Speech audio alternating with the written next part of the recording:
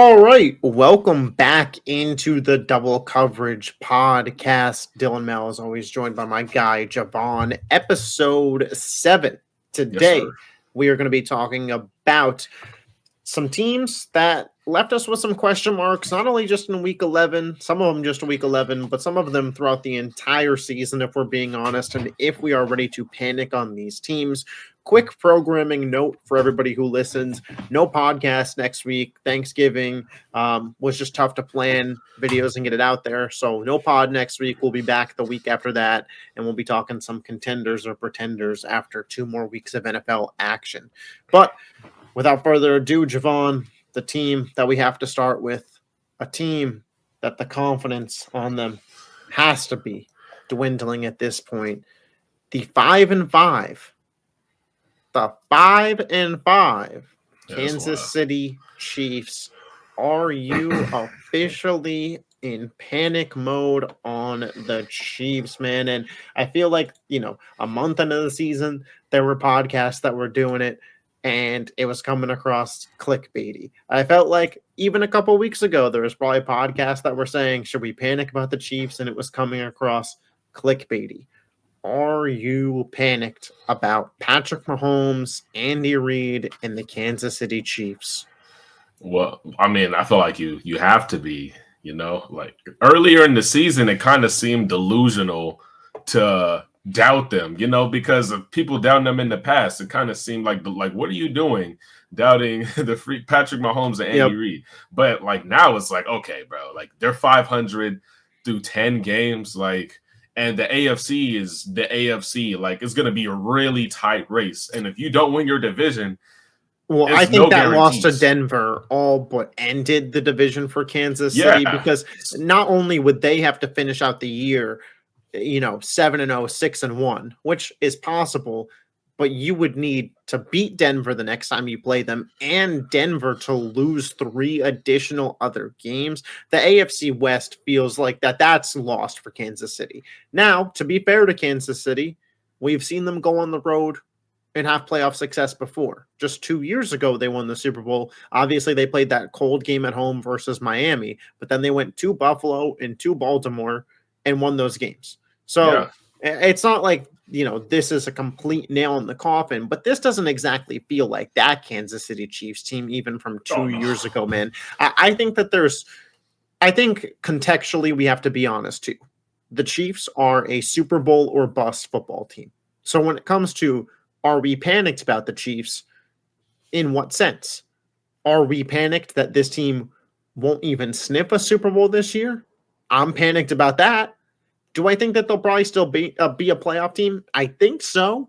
But the fact that we're Maybe. double-digit weeks into the season, and I'm saying I think the Chiefs will make the playoffs. They were 9-1 at this point last year. So there's some real concern for panic. They're 1-4 on the road this year. They're 2-4 in the conference. They are struggling right now. And the Denver game was probably my biggest concern that I've had yet. And not just because it's recency bias, but because all the excuses that seemingly are now just that, excuses we were baking in for this Kansas City team, weren't there. The offensive line was healthy. Josh Simmons played. The receiving core was healthy. Rashee Rice was out there. Xavier Worthy was out there. Hollywood Brown was out there. Travis Kelce Fully looked like healthy. it was a prime Travis Kelce out there with some of the yak he was getting. The defense held Denver under 24 points, and yet they lost coming off of a bye week. And I know that the Broncos defense is great, but they were without PS2 and without Singleton, their leading tackler. You didn't even get 20 out of a bye week. It's a bad look, bro. Patrick Mahomes didn't play well. He got outplayed by Bo Nix in what wasn't completely a must-win game for Kansas City, but the urgency sure as hell felt like it was there. Kansas City's now 0-5 in one-score games this year. And I know that some people will say that that stat's fluky, but man, an ability to win in the NFL in close games, there's a lot of close games in this league. Even as bad as teams like the Browns and Raiders are, they're gonna get into some competitive games, man. You're gonna have games like where Cleveland took over versus Baltimore in terms of Myles Garrett having 4+ sacks. 2 weeks ago on Thursday Night Football, the Raiders showed up and Denver won 10-7. The good teams find a way to win these games, and Kansas City has lost at every turn this season. They lost to the Broncos. They lost a close game to the Eagles, but even at that, they lost a close game to the Jaguars, which Patrick Mahomes threw a pick six in. Like we have to call a spade at this point with Kansas City. And I'm going to be honest, Patrick Mahomes deserves a lot of the blame, because while he was performing at a high level without Rashee Rice and when the offensive line was hurt, now that these guys are back, he's the reason that they lost to Denver. He threw a terrible red zone interception where they could have had 3 points potentially. And obviously we know that Denver won on a walk-off field goal. Now, obviously the rest of the game could have been different. And he also should have had a pick six in this game that was called back on an illegal contact penalty that was away from where the ball went. And it was might have been the worst throw I've ever seen from Patrick Mahomes.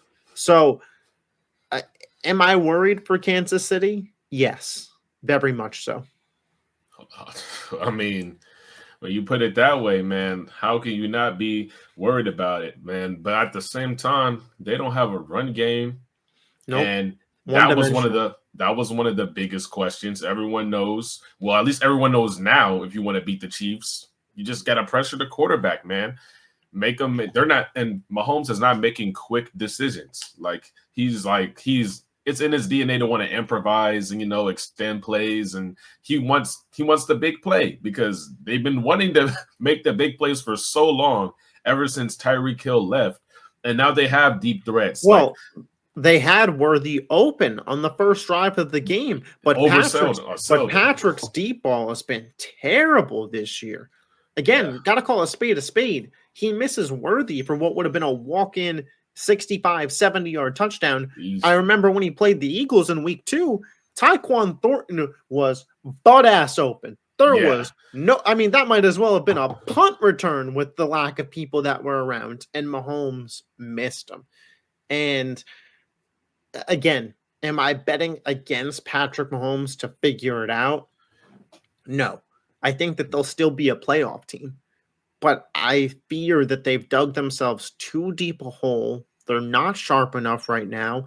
Like you mentioned, the offense is one-dimensional, and we've seen, this contained style defense of let's not give up the big play, let's make them nickel and dime work against this team. Kansas City struggled to get off the field defensively on third down. How many, second and longs, third and mediums, third and longs do we watch Bo Nix pick up in that game?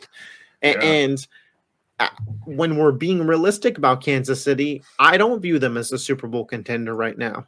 Do I give them a 0% chance? No, of course not. How could you off of what we've seen? But I don't view them as a top 4 contender in the AFC. I mean, I wouldn't go that far. I mean, you got to respect them, bro. Like at the same time. I respect them, but right now I would take New England. I would take Denver. I would take the Colts. And I would take the Bills. Over the Chiefs. Over the Chiefs. The Indianapolis Colts. I mean, we'll see what they look like coming out the bye. I know Daniel Jones had a couple bad games in a row, but the Indianapolis Colts have the best point differential in the entire NFL this season. They're 6-0 at home. They're going to be playing home playoff games, and they have seemingly a higher functioning offense than Kansas City right now. And they just added Sauce Gardner to that defense, and now they got a bye week to get even better. So they really needed to trade for a running back. My thing is, if Kansas City would have to go to Indianapolis right now. And go anywhere. Right. And maybe we'd get to the day where it comes time to pick the actual playoff game. And I'd go, am I really about to pick Daniel Jones over Patrick Mahomes in a playoff game? But point being, we're having the conversation. That is a massive what is going on with Kansas City in my estimation. All right, so now we got to talk about an NFC team, the Detroit Lions, man, another team that was viewed by many as legit Super Bowl contenders coming into the year, and another team that if the playoffs started today, they wouldn't be in it. They would be out of the playoffs. Detroit sits at 6-4 right now. They're in third place in the NFC North.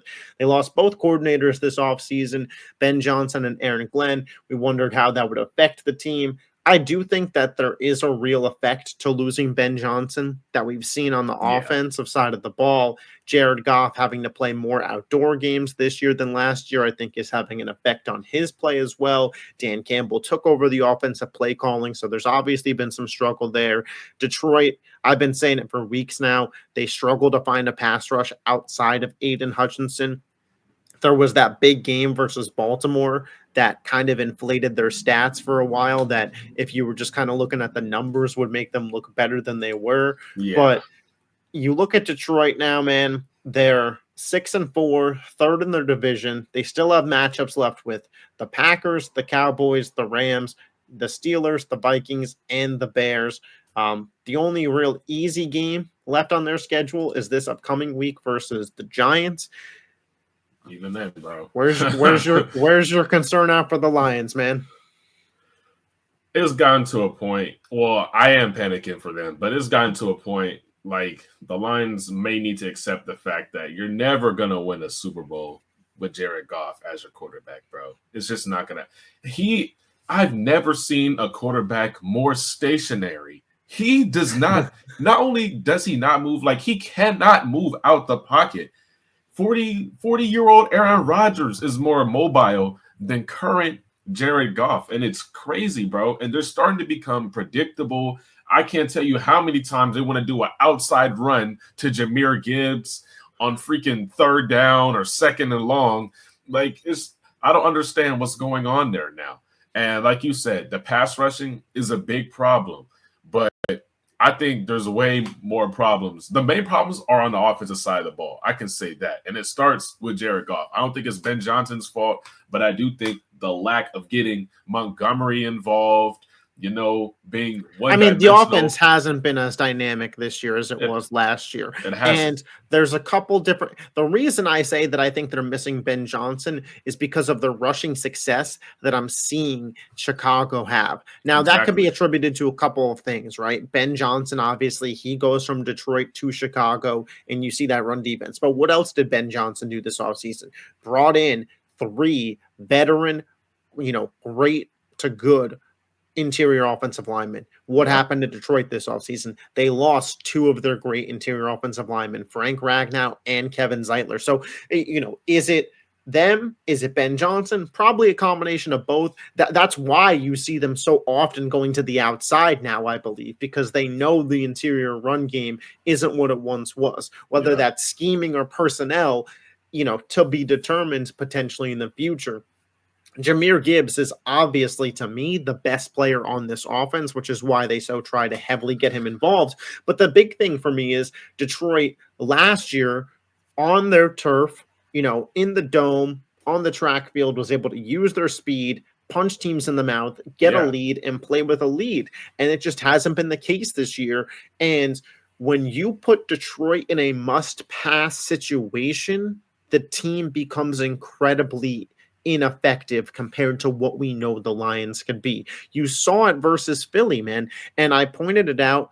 I said, I want to see Detroit get down in this game because I want to see what they're made of, because this is a situation that they could find themselves in the playoffs. I thought Washington really exposed it in that playoff game. If you can get an early lead versus Detroit and now they got a pass to get back in the game, I don't know if they could do it. And I mean, we saw everything of Jared Goff's worst nightmare in that game. Cold weather, interior offensive line pressure, no real run game to rely on.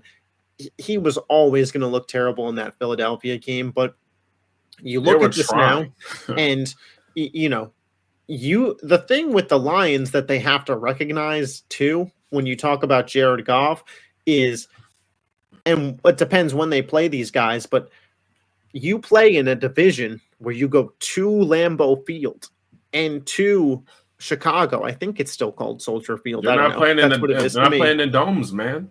Yeah, and they have like versus the Giants dome, versus the Packers dome, versus Cowboys dome at SoFi Dome. So don't be shocked if we see them get a little. I mean, they only have one outdoor stadium left on their schedule. It's the Bears in Week 18. So again, I think Detroit is a playoff team, similar to what I said about Kansas City. Right? I think that this is a playoff team, but I don't view them as a Super Bowl team. No, especially not with the defenses that are flying around in the NFC right now, man. The Rams, Seattle, Philly, like those defenses, I mean, Green Bay even pose real problems. And when you look at Detroit this year, who has beaten them up? Physical, strong defenses. Green Bay week 1. Kansas City beat them up. The Vikings beat them. And now Philly. This team has, as weird as it is to say, Ben Johnson went out the door and they lost some toughness. 100%. I have no confidence. I'm more confident in the Chiefs making the playoffs than I do the Detroit Lions, and that's I can stand on that. I would say that I'm more confident in the Lions just because of schedule and Detroit's conference record at 3-3 versus Kansas City at 2-4. I think that they could have a couple bit more tiebreakers. Yeah, I mean, it is on the table. It's just watching Jared Goff when he just played that game against Philly, man, is like, bro, they're not going to be able to beat a good team. Yeah. Even if they do make the playoffs, they'll be a first round exit. Even with their 2 coordinators last year, I mean, they were still a first round out. So here's what else. If they win the division, which is a big if, I think that they could win a home playoff game. It has to be at home. If they play outside of a dome in their first playoff game, it's over already. Yeah. Because I'm thinking about that. I mean, maybe at San Francisco they could pull off a win, or at Tampa. Like if they were the 5 and Tampa was the 4, I could maybe see them pulling that off. If you can't beat San Francisco and you won your division, you did not deserve to win your division. I'm not no diss to San Francisco, but come on, bro. Like they're hurt. Like they're beyond hurt. They're struggling. Yeah. Week to week. Let's talk about the Chargers and Justin Herbert, because they were 7-3 a week ago before Jacksonville. And I didn't think that they were going to lose to Jacksonville, more or less get dominated. But there were some growing concerns that I had with the Chargers brand of football that they were playing, that I was wondering how sustainable it was. How sustainable was a run game behind a not great offensive line with Kamani Vidal? How sustainable was it for Justin Herbert to get beat up play after play? And the answer was not very. I mean, clock hit midnight in that game. Herbert gets hurt, gets injured, leaves the game, comes back to the game, leaves the game again once it's out of reach. The run game with Vidal, he got hurt, and he didn't have a great game. Jacksonville absolutely looked like a force in that game. But for the Chargers, Slater never played this year. Alt, he's done for the year. The offensive line is abysmal. Justin Herbert right now is on pace to, I believe, break the record for most hits and most pressures taken by a quarterback in a season. So my panic for the Chargers is a little different because, again, to me, they weren't Super Bowl or bust. Detroit and Kansas City, the expectation coming into the year was compete for a Super Bowl. For me, the Chargers' expectation coming into the year, I felt, because we already knew about the Slater injury, was win a playoff game. That was my expectation coming into the year. Now, for the Chargers, it's easy to point out what went wrong. Two of the best tackles got hurt. Omarion Hampton got hurt. Like, there's clear fixes. The reason I panic a little bit is I don't know if Jesse Minter is going to be there next year. And I really feel like if they could get him to stay one more year, they would be not just Super Bowl contenders, but legit favorites in my eyes to potentially go win the Super Bowl next year. It's possible. With where they're at 7-4, are they in danger of missing the playoffs? Let's go through their schedule. Versus the Raiders off of a bye in 2 weeks, win 8-4. I would hope so. Versus Philly, Monday Night Football, their offensive line versus Philly's defensive line. I'm going to chalk it up as an L. I don't know where Philly's going to be at offensively, but I'm going to chalk it up as an L. Yeah. At Kansas City, we'll call it a question mark. At Dallas, we'll call it a question mark. Oh, yeah. Dallas has been looking. Their offense is hit or miss, man. Versus the Texans, with that defense and Stroud back. They just dominated them in the playoffs. I'm calling it a question mark. And at Denver, I don't know who Denver's going to have to play. If Denver has to try, that defensive line, I'd imagine, would wreck that game. But their last month of the season, I expect they'll go into it 8-5 with a lot of question mark games. Now, the good news for them is if they go 2-2, they probably make the playoffs. But there's a little bit of what if and what if panic mode to the Chargers, man. Just a little bit. Bro, it's gonna be a crazy ending to the season. And Justin Herbert, because somehow I know we kind of talked about him in MVP conversation last week, but bro, if he can get this offense going again, like it's been in the past, like I don't know what's happened to Quentin Johnston, but to start the season, man, everybody was saying like, bro, like this dude is legit. I mean, now. he had time. I mean, Johnson's a deep threat, and he had time for plays to develop to get down the field to him. I mean, he threw for under 100 yards versus the Jags. That's sad.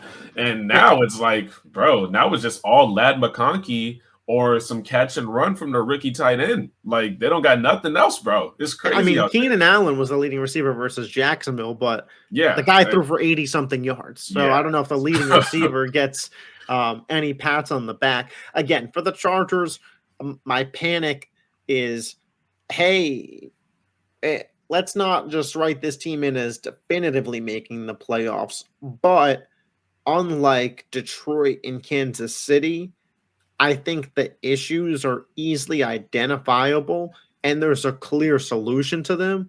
While the solution I don't think is coming this year, I don't think the expectation was to go as far as the expectation was for Kansas City and Detroit. Yeah. And you know what? Hampton is projected to come back, I think, after that Vegas game. I think he's coming back for the Vegas game, I believe. I wouldn't do that if I were them. But if the sooner he goes back. My fantasy team says that they should do that. So. Hey, man. And that is going to be a tremendous help for them because Vidal's been okay, but man. But Hampton's ability to break tackles and push through contact is something that they need with their current offensive line. Yeah, man, for sure. Another team dealing with injuries, the Tampa Bay Buccaneers. So the Buccaneers have lost 2 in a row now, 3 of their last 4. They, at one point, were 5-1. Baker Mayfield was in MVP conversations. Baker Mayfield was my MVP favorite 6 weeks into the season. And they were rolling. And they had some tough games. They lose at Detroit. They lost to the Patriots. And they lose at Buffalo. This upcoming Sunday Night Football, they play at the Rams. So, some tough games. And then the schedule gets a little lighter. Versus Arizona, versus New Orleans, versus Atlanta, at Carolina, at Miami, versus Carolina to close out the season. Carolina's breathing down their neck. And if they lose this game at the Rams and Carolina beats the Niners on Monday Night Football, by the end of week 12, 11, I think we're going into week 12. By the end of week 12, the Panthers would be the number 1 seed in the NFC. What? Or not NFC South. NFC South, excuse me. But the Buccaneers would be out of the playoffs. And I do only think that one team from that division is going to make the playoffs. For Tampa, I think that they absolutely have to win their division to make the playoffs. I'm going to say that I'm not panicked on Tampa. The reason I'm not worried is because the front half of their schedule had a lot of tough teams. Texans, Eagles, Seahawks, Niners, Lions, Patriots, Bills, Rams. They're going to probably leave that with 6 wins, maybe 7. And then Cardinals, Saints, Falcons, that feels like a spot to rattle off 3 wins in a row. And then all of a sudden you're at 9 wins with 3 games left to go. And Mike Evans could be back. I fully expect Bucky Irving and Chris Godwin to be back. Carolina, I think they've been like frisky, but I don't think they're quite the level team Tampa is.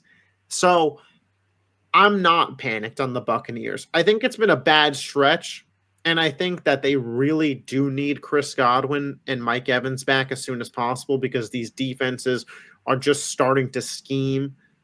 Hey, don't let Ibuka beat us, and let's see if any of these other guys can. And to be fair, 32 points versus Buffalo, Sean Tucker has the game of his life. Like, that's on defense. And when you play Josh Allen, I guess sometimes that could happen. But I'm not panicked on the Buccaneers. Again, relative to expectation, the Buccaneers, I think, were some people's dark horse Super Bowl pick. But I feel like for Tampa Bay, a successful year would be winning a playoff game. And if you win that NFC South and you host Seattle, you already beat Seattle once in Seattle. I certainly think you could beat them again, especially fully healthy. Yeah, you can outplay Sam Darnold in a big game. It's on the table. We've seen it before. Man, the Buccaneers, dog, I'm kind of panicked for them. And I didn't know how important Bucky Irving was to this offense because for Rachaad White, for the first couple of years of his career, he was the RB1, man. But they don't, and I know this is like a common theme that I keep bringing up with other teams, but you can't win big games in the NFL without a consistent run game, bro. If you haven't noticed already, look at every top team. And listen, they scored 23 versus New England, 32 at Buffalo. So I don't want to. Buffalo's run defense has been ass all year. Well, the Buffalo loss is on the defense, though. You give up 44 points, like that's on you. Yeah. I do want to ask your question, though. If they lose to the Rams, which I think is the expected outcome, and Baker Mayfield lost 3 head-to-head matchups in a row versus Drake May, Josh Allen, and Matthew Stafford, do you consider, hey, is there kind of a ceiling on what we could do with this guy? No. Because he's about to be due for a big payday. Nah, not a shot, bro. Hell, number one, he has 17 touchdowns to 3 interceptions. His interceptions have gone down this year. I didn't ask that to say that is my thought. No, I get you. But I think it's something that people might talk about, and it could be worth bringing up. I don't think that's the case because I think, again, the run game, Sean Tucker had a good game, but they're desperately missing Bucky Irving, like you mentioned. Ibuka, as a rookie, is being asked to carry the entire load of the receiving game. And to his credit, he's probably doing about as well as a rookie could do thrown into that spot. There are some guys on their defense that I think are actually stepping up and playing well. Tyke Smith, their safety, him and Antoine Winfield Jr. is a really solid duo. Levante David just doesn't age. Vita Vea is a brick wall. So I still think Tampa right now is still kind of in that dark horse Super Bowl contender range, which is why I'm not panicked. I feel about Tampa today the way that I did at the beginning of the season. The problem is 6 weeks into the season, they had raised my expectations up by all the wins that they were getting. But I think, you know, they're not on the list of teams we're going to talk about today. Sometimes when you start playing good teams, that clock could strike midnight, and I kind of wonder if the Bears are due for a similar stretch of games, because you remember the beginning of the season, Baker was leading a lot of fourth quarter comebacks, and that's kind of what Caleb's been doing over the last month. So just some food for thought there. Let's talk about Seattle.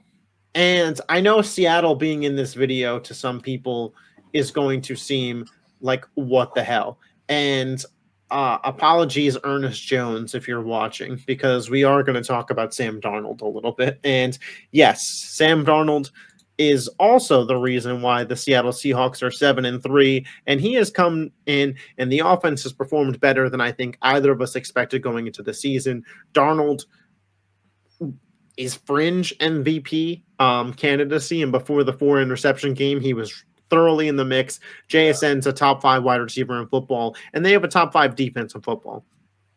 They're still legit Super Bowl contenders, but we've seen Sam Darnold now in 3 big games over the last year. Week 18 versus Detroit, the playoff game versus the Rams, and now this game versus the Rams. And not only have they lost all 3 of those games, but he has looked lost. He has looked like deer in headlights, and he really tried to force a lot. And those weren't just unlucky interceptions. Those were, I didn't even notice the safety there interceptions. Like, they were bad picks. He was reckless with the football.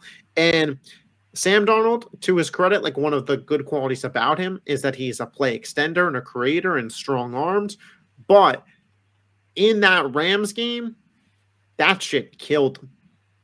Yeah, and now it's embarrassing. People will say that it's not true. And people will, especially Seahawks fans that are watching this, will defend it and say, hey, like, we still could have won the game. And that's very true. 4 turnovers, and you still had a field goal at the end to win the game. You kick that field goal. We're probably talking about you very differently because we're like, yeah, could you imagine if he played a great game? The thing is, he didn't play a great game. And a lot of us saw it coming. Again, yeah. And I don't know if panic's the right word, but man, I'm concerned. I won't trust him in a playoff spot until I see it. I'll say that. Bruh, the fact that they were on track to beating the MVP today, at least, in the odds, Matt Stafford, I mean, they still had a chance with him playing bad. So I'm not really panicked about them, bro. Like, I didn't have that many. I don't think I had them winning the division, but like, their expectations were never that high. If anything, they've exceeded my expectations so far this season with JSN and Darnold. Right. Like, panic is a tough word to say for them, and especially because of where expectations were, but highly concerned for what this team would be in a playoff game. Does the defense have to play perfect for them to win any high leverage game? And even if the defense does play perfect, which I think you could argue it did versus the Rams, and this isn't even just at Darnold too, because I don't want to just pile on to Sam Darnold. Mike McDonald, I thought, poorly coached this game, and I think that it's kind of getting swept under the rug because of Darnold's performance and how good the defense is. But Mike McDonald isn't a defensive coordinator anymore. Mike McDonald is a head coach. And I think numerous times in the first half, they settled for field goals when the Rams had touchdowns. And you can't do that against the best teams and the most efficient offenses, especially at the end of the half when they kicked that field goal to make it 14-9. I thought that was – I thought you – okay, perfect example. Mike Vrabel 2 weeks ago, Patriots Buccaneers, end of the half, what does he do on 4th down? Drake May to Stephon Diggs. Trust my quarterback to get the ball to the wide receiver 1 for a touchdown, call our best play. And they go up 14-12 at half, and they win that game by 5 points, New England. This situation, for me, that 4th down is my best play, Sam Darnold to JSN. Because what it tells me by your actions is you don't trust Darnold to make the play. Or you don't understand the situation as a head coach and are too focused defensive-minded and conservative-minded to lay it out there and take the calculated risks to beat a high-level team. – Because you're not going to win a Super Bowl trading touchdowns for field goals, man. Yeah, I just don't think they trust Darnold from basically the beginning of the game to the end of the game was not playing good at any point. Like, who would trust their quarterback in that situation? He kind of put him in a bad situation. Darnold did, but I do get what you're saying, and like, But this come was playoff before time, Darnold had all the turnovers yeah, too. yeah, but he wasn't consistent at any point, like making throws. Like maybe the first drive or two, but those are scripted, bro. Like he was looking okay. Yeah, I mean, I guess again, like for whatever the reason is, it does lead me to concern for the team. Are you Well, going to be in a spot where you're trading touchdowns for field goals in a playoff game? Because you're yeah, going to have to play the Rams. You're going to have to play the Eagles. You'd have to potentially play the Lions to get Packers. to, and you might have to go to Detroit. I mean, the 49ers beat them earlier this year when those two teams were both healthy week one. So, not that the Niners are going to be fully healthy, but that's a highly efficient offense. They're going Yeah, to get touchdowns. And if you're just going to get field goals, you're giving them an opportunity to win the game. So, panic on Seattle? No. Some level of concern for the ceiling of this team because, again, before this Rams game, multiple people said that this was the best team in football. that defense is The legit, bro. defense, I'm not saying that they're not good. They're Yeah, certainly a top 10 team, and I think that they're a top 3 team in the NFC today. But I don't think that they could win a Super Bowl today. That's how I and feel. that's not crazy to say that, man. And I feel like it's a common theme for NFC quarterbacks just getting questioned. Is the NFC quarterback holding their team back? It's just so many. When you go from Jordan Love to at times Jalen Hurts to Jared Goff to Sam Darnold to JJ McCarthy, Brock Purdy 2 years ago. Brock, exactly. It's just it's Not always a Stafford. common it's always a common theme, bro. Yeah. And honestly, when it comes to the NFC, yes, the Eagles are playing amazing now, but I feel like in order to beat a team like that, your quarterback is just going to have to win the game. And that's what the AFC has that the NFC doesn't. Here's what I'll say. To beat Philly, I think you have to be confident your quarterback's going to outperform Jalen Hurts, and I don't think the Seahawks could feel that way. Yeah. Especially with the pressure that you know that the Eagles' defensive line is going to generate.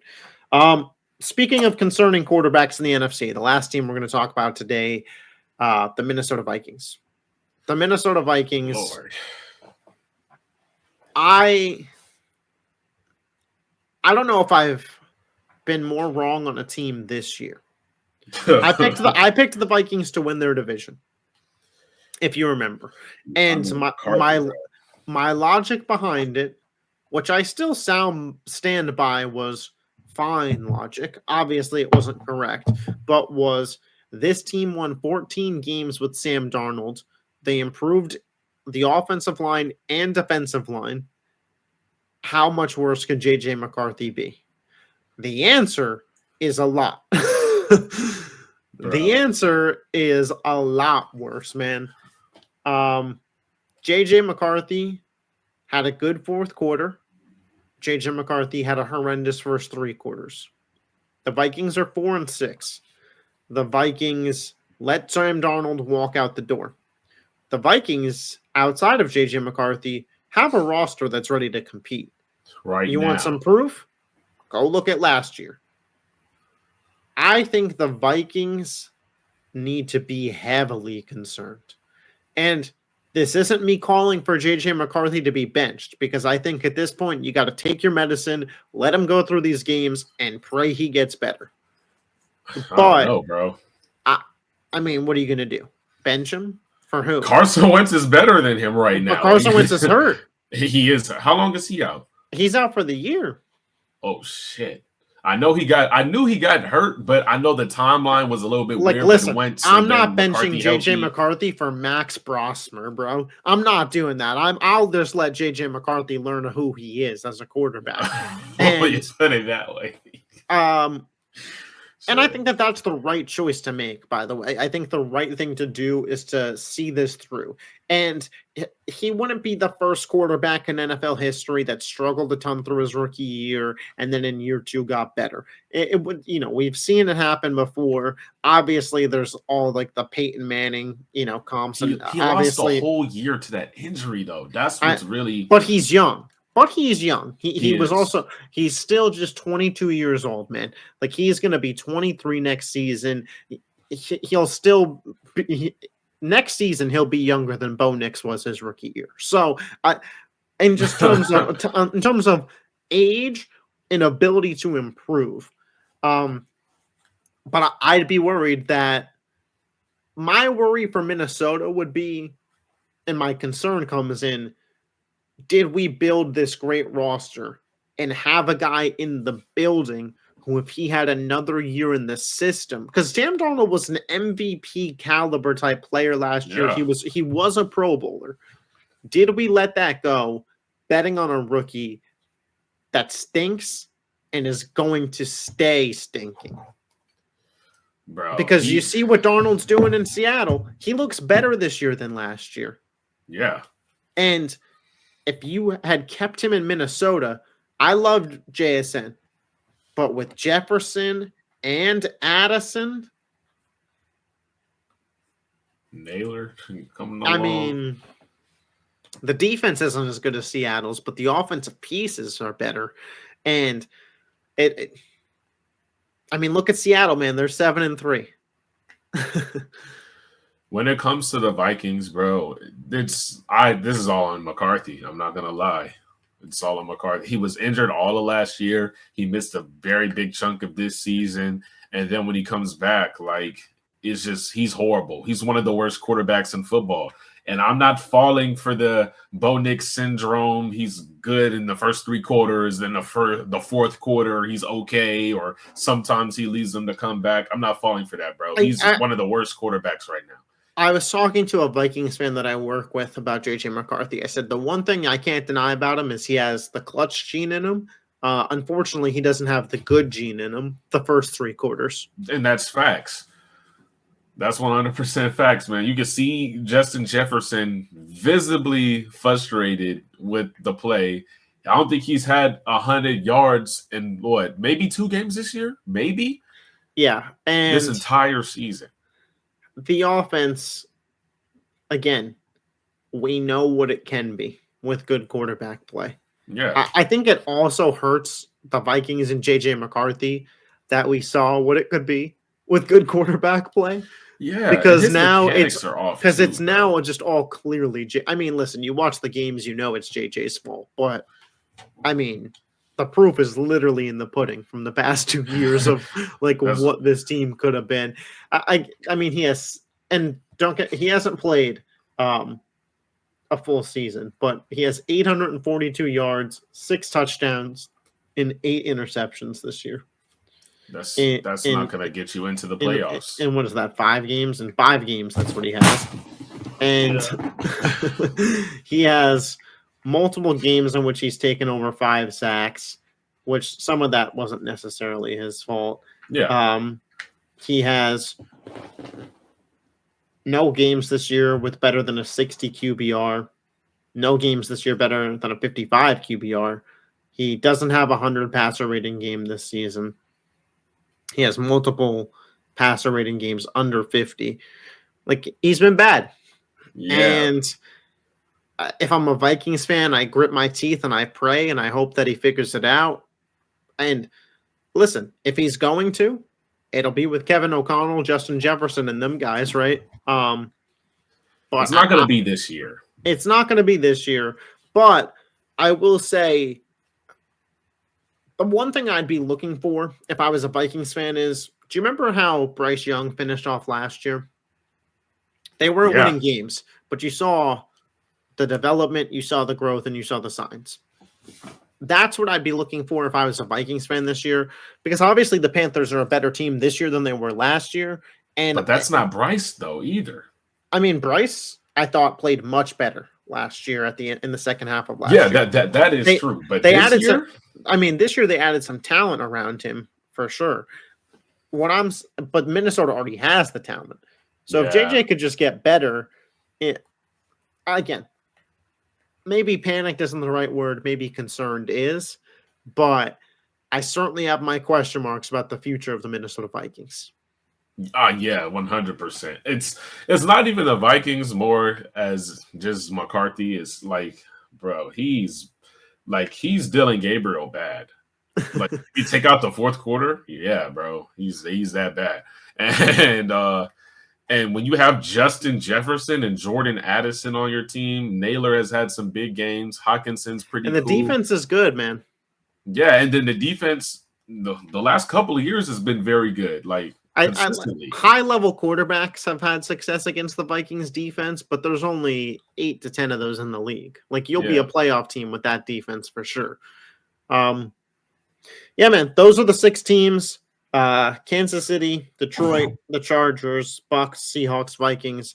Let us know in the comment section where your concern level is at for these teams. Do you think we're overreacting, underreacting to any of it? This NFL season's been one of the more insane ones that I can remember. We're going to end up in a spot in the AFC potentially where I think a lot of people go 0 for 4 in their division predictions. If it holds pat, New England, Pittsburgh, Indianapolis, Denver. I don't think a single person predicted that to be their AFC division standings. The Bears are 7-3. We're in a wild spot. As always, if you love the NFL, make sure you subscribe to this YouTube channel. Hit the thumbs up button if you made it this far in the video. Check out JaVon's links in the description below. Reminder, no pod next week. We'll be back in 2 weeks' time to talk what teams we view as contenders and what teams we view as pretenders. We will catch you then. Peace. Yes, sir.